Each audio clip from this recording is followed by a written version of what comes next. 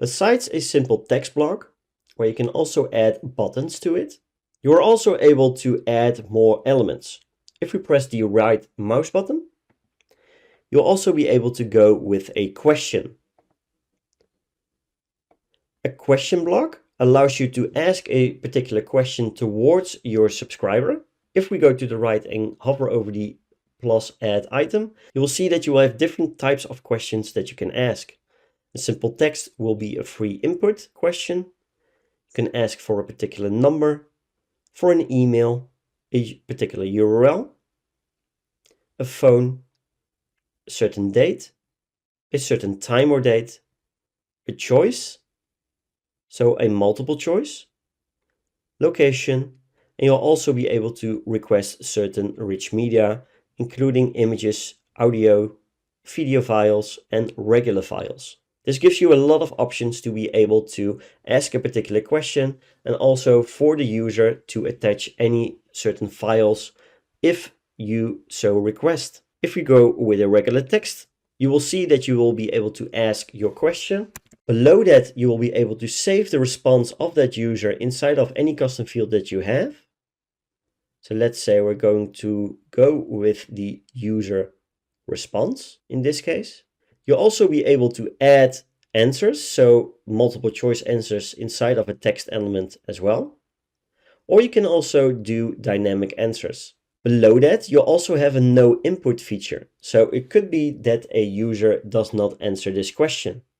If we press this, you will be able to see and set the expire of this user input in a certain number of hours, seconds, or minutes. This allows you to prevent the user from getting stuck at this particular element. So let's say we're going with 4 hours. And after that, if the user still did not answer the question, you can always go with an additional input.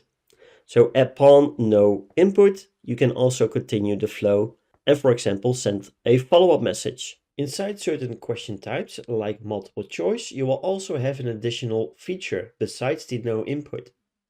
If we go there, and let's delete this question, let's go with add an item and go for choice. You will now see that we also have a no match feature. We'll save it towards any of your custom user fields. You can now also give certain choices. So let's say option 1, option 2. And if the user does not choose any of these options, then we can match the no match feature inside of this question block. Once pressed, you will be able to set up a retry message. The second part of this no match will be that you can say if the no match happens a second time, or a third, fourth, fifth time, or even the first time, you can attach a certain message to it. So the first time you will get this retry message. If it happens the second time in this case, we can match the no match, just like the no input, to a specific block. And we could say something like, we can also add a regular button and give the options 1 or 2. And this way it is clear for the user to be able to press one of the buttons. But the no match and no input can be directed to any block you want to, and it gives you a good way of continuing after this question block.